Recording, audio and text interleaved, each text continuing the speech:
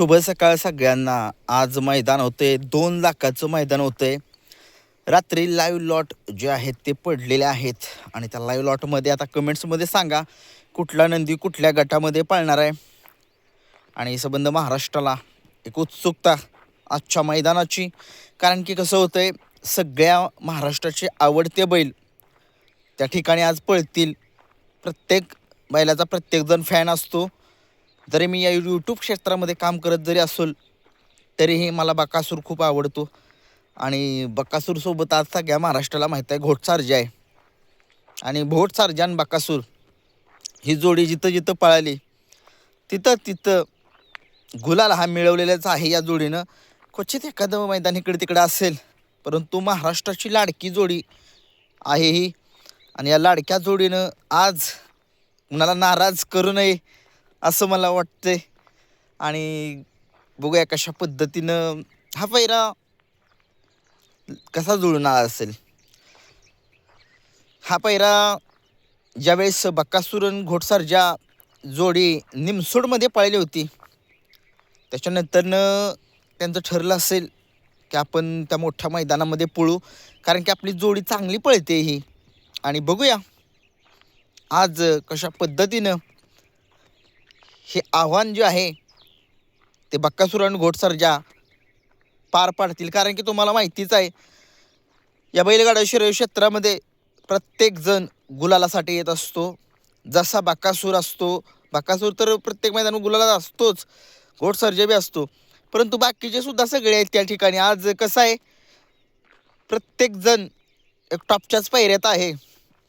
आणि मला असं वाटतं की आज खतरा जर असेल तर कुणाचा, लखनचाच खतरा आहे. प्रत्येक मैदानामध्ये टॉपच्या पायऱ्यात असतो आणि प्रत्येक मैदानामध्ये 1 नंबर नाही तर 2च नंबर असतो लखनचा. आणि सचिन लक्षास त्या ठिकाणी आहेत, त्याच्यामुळे सावधच. आणि ही चांगली जोडी आहे बरं का. ही जोडी सगळ्या महाराष्ट्राची लाडकी जोडी आहे आणि 1 नंबर आहे. ह्यांनी जर 1 नंबर जर केला तर खरंच खूप आनंद आहे. कारण की आदतमधली वासरं आता दुसरा झाला आहे सचिन आपला.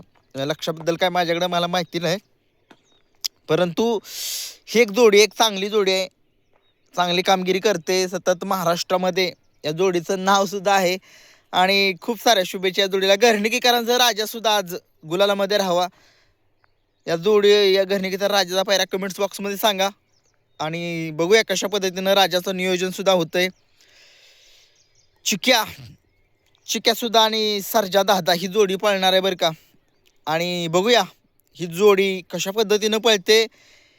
खूप चांगली जोडी पळेल. वेगाचा शेवट सर्जा आज पळणार आहे. आज खूप दिवसांनी पळतोय हा वाघ, वेगाचा शेवट सर्जा. आज त्याला पळावं लागेल, त्याच्या फॅनसाठी पळावं लागेल. त्याच्याकडून खूप साऱ्या अपेक्षा आहेत. सगळेजण म्हणले की तो तळातून कमी पळतोय. अरे नाही बाबा नो, हा सर्जा आहे. सर्जाला कमबॅक करायचं माहिती आहे आणि तो नक्कीच कुणाला नाराज नाही करणार. आपला वेगाचा शेवट सर्जा. खूप साऱ्या शुभेच्छा सर्जा तुला. बाकी सगळेजण येणार आहेत. विठ्ठल नानांचे आपल्या सगळ्या महाराष्ट्राचे लाडके नंदी त्या सुद्धा आज मैदानामध्ये दिसतील. नाना आज गुलाल पाहिजे, आपल्याला गुलाल पाहिजे आज. विठ्ठल नानांचा सगळ्यात लाडका आज चिक्या पळतोय. माझा आवडता बैल आहे चिक्या. आणि त्या चिक्यानं विठ्ठल नानांचा राजू शेठ यांचा तो चिक्या आज दाखवेल करामत करून. तुम्हाला माहितीच आहे मी रेट्रे धरणमध्ये म्हणलेलंच, चिक्या नाही, चिक्या आजारी पडलाय, परंतु तो चिक्या त्याच्याकडे अशी कला आहे की तो कुठूनही पळू शकतो. पब्लिक वनलं कुठनंही किती टॉपच्या असू द्या त्या गाड्या हरवू शकतो हा चिक्या, जर त्याचं नियोजन व्यवस्थित असेल तर. बघूया आज कसं होतं चिक्याचं नियोजन विठ्ठल नानांच्या. आणि बघूया आज घोटसार्जा आणि बकासूर ही जोडी कशा पद्धतीनं आज 1 नंबर करू शकतील हे बघूया. गटसुट्टा काढणारी गाडी सगळ्या महाराष्ट्राला माहीत आहे. गटसुट्टाच काढणारी.